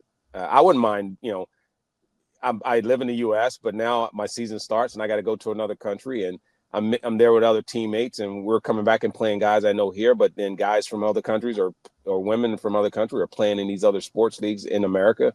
I just think there's something about that, I think, that helps heal a lot of things that we see that's going on. And that's not me jumping on a political piece, but I love seeing, the excitement of other countries and cultures and stuff like that. Yeah, I would do that too. And as you talked about, it's like, yeah, I think that's how we should resolve all our conflicts around the world, is just some sporting event. It's like, all right, let's battle each other and for the right, and maybe we negotiate like territories. Like we say, like, we're willing to give up, like, maybe, I don't know, North Dakota, and we'll battle you this but if we win, we want I don't know, Finland or something. Man, North Dakota's coming for you, North and South. They're going to team up, and they're coming for you. Come on, man. Next thing you want, don't throw in Virginia, man. Don't throw in my states. You're over here negotiating states through sports. I actually like the idea, but yeah, that would be nice. Yeah, and maybe what it does is it forces the states, like if they're kind of not doing a good job, it's like, man, get your act together, or we're gonna put you on the chopping block to be sold off to another country. We're gonna fight in a sporting event. That'd be too funny. It would be funny, yeah. That'd be fun to put that together. And you think, like, wouldn't it be cool, like, if Italy was part of the United States? Like, man, I don't know, it'd be fun. It's like, have you ever been to Italy? We're gonna do Legos, man. We're going over. I'm bringing Legos. All right, it's gonna be, I'm going for Legos. Okay, never been there, but I'll take your word for it. Yeah. So Travis Kelce, he decided to come back. And and a lot of people, I'm sure, have an opinion one way or another on this, but apparently his fiance Taylor Swift was kind of influential in his decision to come back. And so I'm really curious what your thought is of Taylor Swift, just in general, and as she fits into the world of sports. And anyways, and she had something to say about Travis coming back, and she actually told him to do it. So what say ye about Taylor Swift? I don't listen to, a lot of her music or anything like that. To be honest with you, I couldn't name a song. And if I'm going to get kicked out of the kingdom for that, that's okay. There's a lot of artists I don't know, and there's a lot of artists who don't know me. Yeah. Right.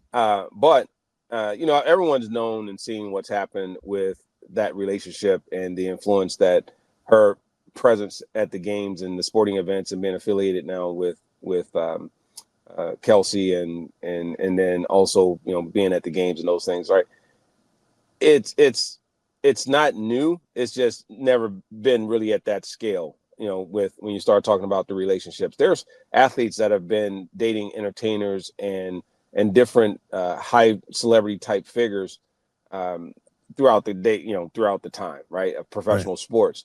But now we're just putting optics on it that's never been there, because that's what it's about, right? It's about the viewership. It's about the people having the opportunity and the platform to speak on it and say certain things and all that. So I don't say a whole lot about it because I just don't watch it. Like it's not, I don't watch the Chiefs, right? So, and unless she's going to show up on the Detroit Lions channel or show up on someone in the NFC North, then it's really out of sight, out of mind. And because it's not my type of music or entertainment, then I don't watch that. I don't watch the podcast. And, we all, like I said, I'm a space guy, right? You want to talk to me about the ancient aliens? You want to talk to me about some of those others? Then I may have an opinion, right? My guy Hakeem, that's over on Discovery Channel, people like that, yeah, that's me, man. Don't ask me about Jupiter or Saturn or Uranus or Pluto or any of those things, and the Hubble or the Webb, James Webb, telescope and stuff like that. Yeah. What kind of student were you? Terrible. Were you? I was a terrible student. Were you really? Yeah, I was a daydreamer, man. I suffered. People talk about ADHD and all that stuff. Yeah. I had a lack of attention span, but it is only because my mind is hyperactive, and I'm constantly thinking. I love innovation. I love problem solving, and I love learning things, right? And so you'd be amazed at some of the things. Like when you talk to me and you and I would get on the show, we talk sports, but then some of our deeper conversations get into, did you know? Right. Because there's something about, breaking out of the mundane, breaking out of just the ordinary everyday conversation that happens that becomes just so one-way streak. It gets boring at some point. Yeah, I was a mixed student. If I had something that really grabbed my attention, I was really good at, and I was a good student. But if I was just like, if it didn't move the needle with me, I was not. So I was kind of in the middle of the road with it. What was your favorite subject? You'll be surprised. So chemistry, actually. So I in high school it was chemistry. In college, I basically was, I was majoring in football. I mean, I mean, really at the time, like, and I've said this often, I said, I just want a general business background, right? That's what I want to do in college. And I go, but I don't want to go to business school because it would require too much effort. And my effort was really, I mean, I was all in on football. And so I was just like, what do I need to do to get through college and get a degree? And so they said economics was the easiest major to get that would be considered a business type of degree. And you don't have to apply for business school. You don't have to have a certain GPA and all that stuff. And so that's what I was an economics major. And I would be like, you know, if I could go back now, I would be some kind of engineer or I'd be an architect or something like that. But at the time I was into football, but I loved chemistry in high school. Took 2 years of it. My favorite subject, had an incredible teacher. In fact, he was named teacher of the year in the NFL. And actually came to a Lions game, got introduced and there. And so, yeah.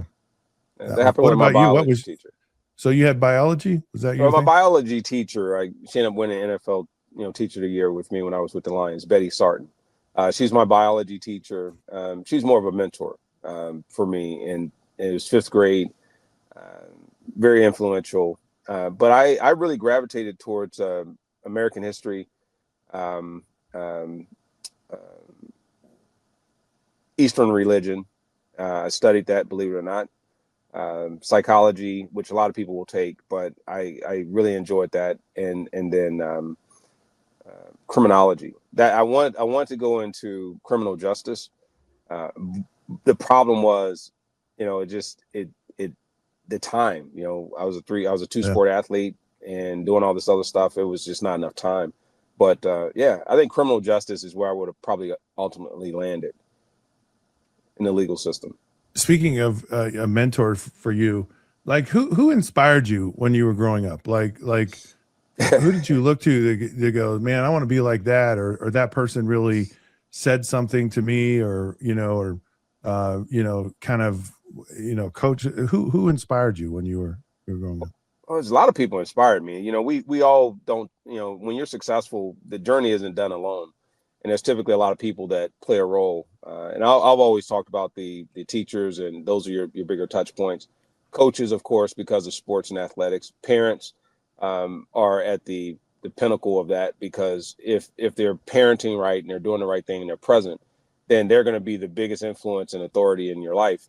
So it was all these different random people along the way. It could be friends. It could be a neighbor. It could be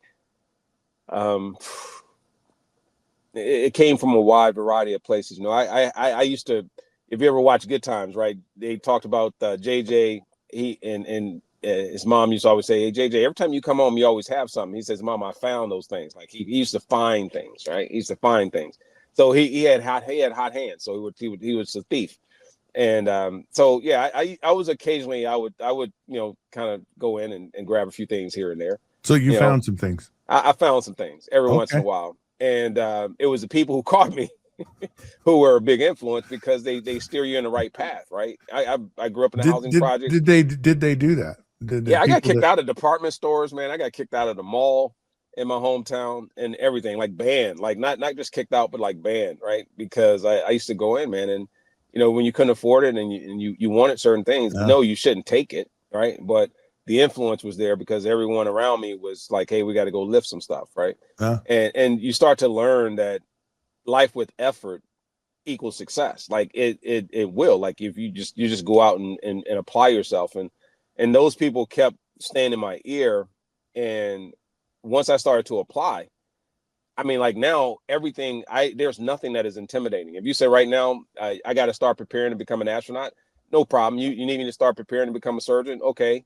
How much time do I got? Or if I even really, does it interest me to do it, more so to can I or can I do it? Can I or can I not do it? It's a matter of whether or not I'm interested in doing it. And if I am, then I know I'm going to be successful at it. I had when I wrote this question to ask, I was trying to think of myself, like, and there's a lot of people like that. I never got banned by department stores, but I did get someone there were some choices I made that caused some conflict. Like I got one of my neighbors stabbed over a comment that was there were certainly moments, but I didn't. I grew up in a very got a a very neighbor small stabbed. town, and I didn't grow up in a housing project. Hey, and- Scott, slow down for a second. Slow down. You just gonna spread some butter over that bread and just keep on moving. You got a neighbor stabbed. Like, I mean, is there a statute of limitation? Are you afraid to talk about it? Oh, no. Or has that already been and actually, resolved? no, actually, it's very fitting to the conversation and the question. But there were some kids I hung out with in my neighborhood, and we typically, when we hung out, we were always trying to find some mischief to get into. And one of the things we did in the winter was throw snowballs at cars. It was just a thing that was just. And we had police chase us, in the past, and we're trying to find out a way that we could throw snowballs at cars and not get caught. And we had this plan we had devised, and this girl in our neighborhood walked by, and there were four of us, and there was a comment made to the girl that was not very kind, and apparently her boyfriend was not far behind her, and he heard us say this. So he came up to us, and it was kind of about dusk when this happened, and he attacked me, and he said, "What'd you say to my girlfriend?" And I said, "I didn't say anything." And he said, "Well, who said something?" And I looked around, and the kid who actually had said it had taken off. Anyways, that's how it all started. So we ended up. So the boyfriend took us down the street to where this kid lived, and they told us to go in the house and get him. And so we did, but the kid who said it wasn't there, and so we called an older brother, because this kid who was beating us up or was going to was like 18 years old. We were like 12, and so we weren't, he was much bigger than us. And anyway, so the brother shows up of the boy who said something. Gets in a confrontation with the boyfriend and ends up getting stabbed. So that's kind of the story. And so after it happened, I got interviewed by the police, and it was a pretty serious thing. The guy almost died who got stabbed. But, he said one of the things that, I think is important in life is the people you hang out with. And it just seems like you kids, because, this isn't the first time that we've had a conversation. And he just said that, sometimes the people you hang out with are not really going to lead you to a good path. He says, maybe you should pick different friends. And it really struck with me, and I really did. And I actually kind of moved away from those friendships and found different friends, and it was part of what made a difference in my life. But it was a massively traumatic moment. Like, it was, because I grew up in a very small conservative town in Utah. People don't get stabbed by their neighbor. That doesn't normally happen, but it did. So yeah, there you have it. I don't know. Thug Scott. All right. Yeah. All right. I got to roll a little bit differently with you. So next time I come up and see you, man, I just got to make sure I keep my distance. There's no telling what you might do. I'm capable of anything. Hey Scott, would you become, like, if it was between you having to go down for something or protect your boy, would you become a snitch? No, I would. So let's say it's you or me, and they say, "Hey, we know one of you. No. Hey, he did that." No. You snitch on me? No, I would. No, I'm not. No. Ask me the same question. So I'm going to know what you're going to say. You said you'd sell me out. I know you would. in like 2 seconds, you'd be. See, that's the thing. It's like I take all the. No, man, I'm gonna negotiate first. Look, man. First of all, I'm gonna see if I can negotiate a really good deal for you and I. But if I can't get the deal that needs to make sure that, especially if I didn't do it, and you're grown, man, look, man, you got to teach his own. I preach accountability. Here's one of the things. Here's one of the things. You ain't gonna commit a crime and then tell me to take the fall for it. Like that is an insult to my intelligence. So here's one of the things that I've learned in life. Why I could answer that question is, and I don't know what it's been like for you, but I can tell you what it's been like for me.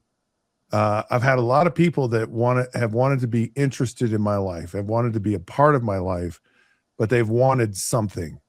And when it really mattered, they were not there. They were not genuine. They were, and I've been hard pressed in my life to find people who I can really trust, I can really count on, I can really call a friend, a confidant. There's just everyone wants something, and then when you don't have anything to give anyone, they're not interested at all. They're Yeah. not interested to help pick it's you poof. up out of the gutter or any of that stuff.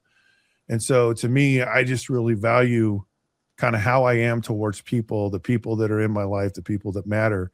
And it's because I've seen a lot of people who are so disingenuous and not real. And so it matters to me to stand up for people and around people, because I know what it feels like when they don't. And Right. and that's what I've really learned. So And I really have to follow it up and say, in that context, based on whether or not I would roll, like with you, I would roll with you. But again, if you go out here and cut up and doing some stuff you weren't supposed to do, and you're a grown man, and I know you have sense to do it, and you put me in a position to have to do that, brother, you on your own. but no, if you ever, like, I understand, man. Like, if you got people around you and the ones you know will show up and show out for you every time, those are hard to find, and they're far and few in between.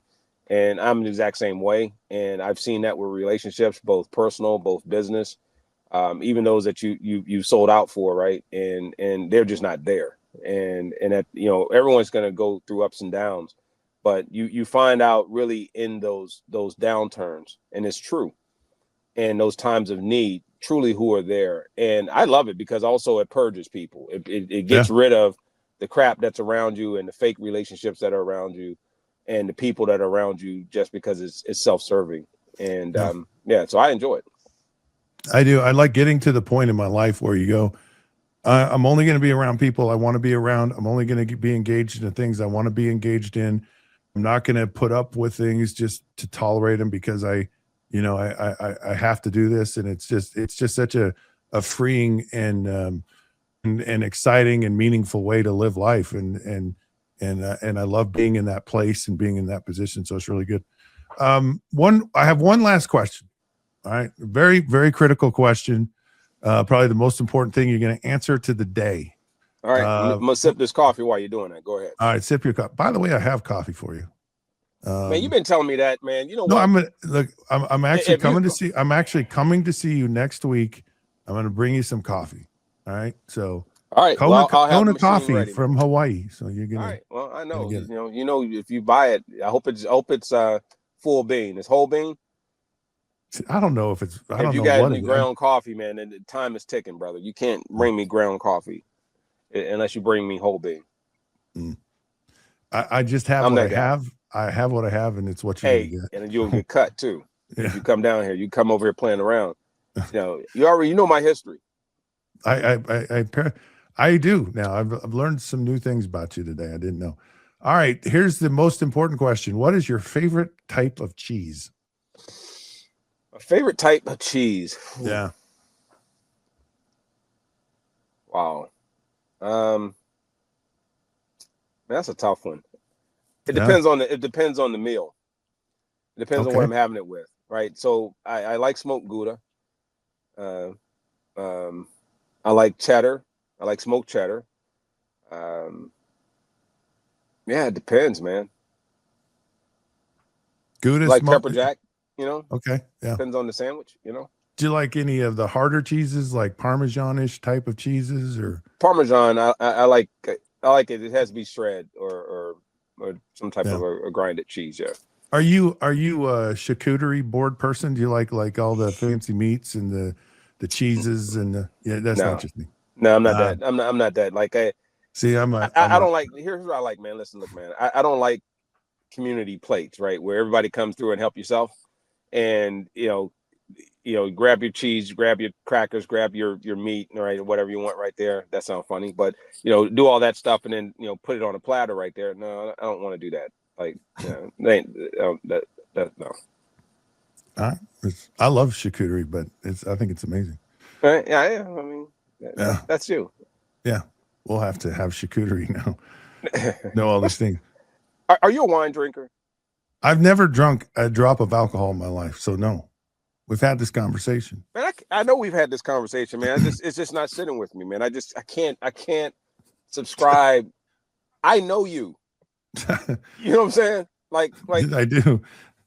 A lot of other people know me too, and they know that I've never had it. Nothing. No, man, don't do any of that stuff. No. That's the sad part for me, Herman. Like, I have all this extra weight on, and I don't have any other excuse other than, like, I don't have a beer belly. I don't have, any of that stuff. We're gonna do Creed and Rocky, right? We're gonna get it together, man. You and I gonna run hills. I'm a good 240, 245, right? So I want to get down about 20 pounds. So we'll come out, we'll train over there in the mountains. Can we do like the Tai Chi where you're sitting in the chair? No, man, that's what I got to do right now. No, we can get your ass up. We're gonna get up and move around, Scott. I just got to exercise in the chair. I can't get out of the Hey, chair. is profanity allowed on your show? You can say whatever the hell you want. Just go ahead. Good deal. All right. Yeah. All right. Well, have a good day. I'm actually going to be out in Michigan next week, so Herman and I are going to spend some time together, and we'll actually do part of the show from there. So appreciate you coming on, and I hope you have a great rest of your day eating smoked Gouda cheese and whatever else you're stealing out there, man. I gotta watch it. That's a good one. All right, you go on and stab somebody, and I'll catch you on the other side. All right, sounds good. Hey, that's been the Down and Dirty. Thank you so much for joining, everyone.